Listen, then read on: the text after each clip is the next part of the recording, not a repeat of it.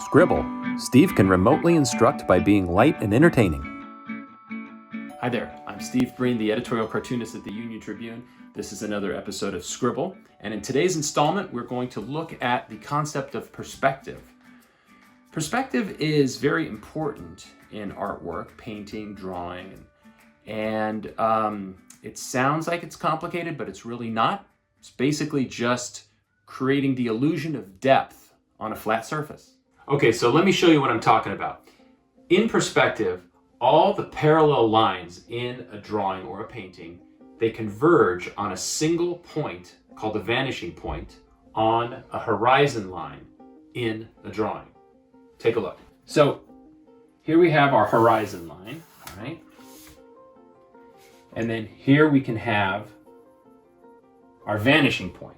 I'm gonna put Mr. Polar Bear right there. He's watching over us. So these are our parallel lines. And you can imagine these lines getting smaller and smaller as they get towards the vanishing point.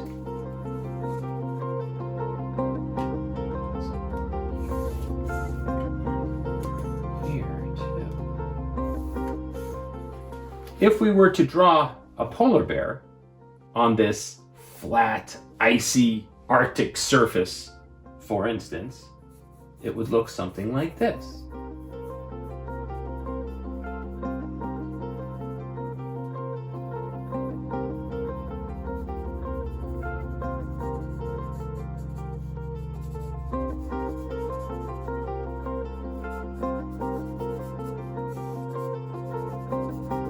This polar bear is kind of close to the viewer. Now, if we were to draw a polar bear that was further away, closer to the vanishing point, he would get smaller.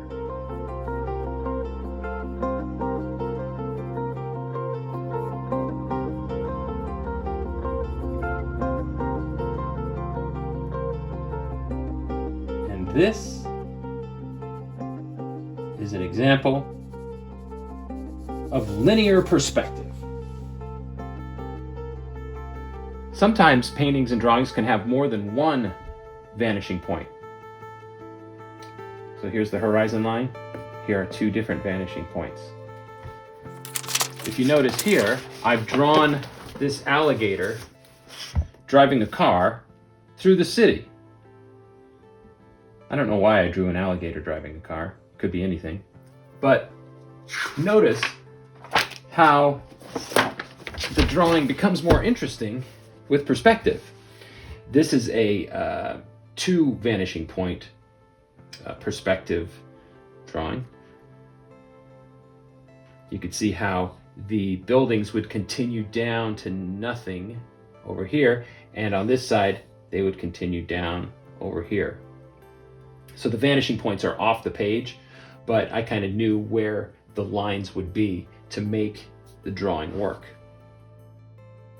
Okay, here's a photo of Matt and Kate.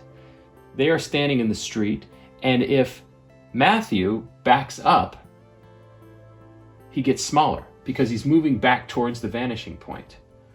And if Kate comes forward, she's getting bigger because she's moving away from the vanishing point. If Matt backs up even further, he shrinks even more. So if we were going to draw that, we would have Kate really big on the page here, and then Matt back here getting smaller as he moves back towards the vanishing point on the horizon line. Perspective can be incorporated into a drawing of almost anything. Here we have a horizon line with our blue sky and some white puffy clouds, but if we incorporate perspective, we could make this more interesting. Here are our imaginary parallel lines moving towards the vanishing point, and the clouds are moving that way too, and they're getting smaller as they get closer to the vanishing point, almost disappearing.